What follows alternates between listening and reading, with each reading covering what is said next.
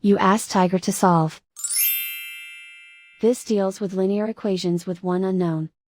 The final result is x equals 1 over 3. Let's solve it step by step. Simplify the expression. Find the greatest common factor of the numerator and denominator. Factor out and cancel the greatest common factor. Group all constants on the right side of the equation. Subtract 7 over 3 from both sides. Combine the fractions. Combine the numerators. Reduce the zero numerator.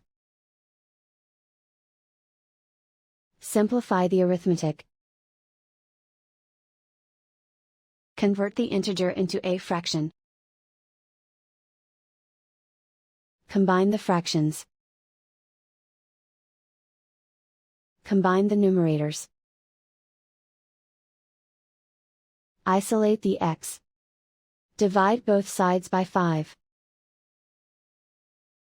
Simplify the fraction. Simplify the arithmetic.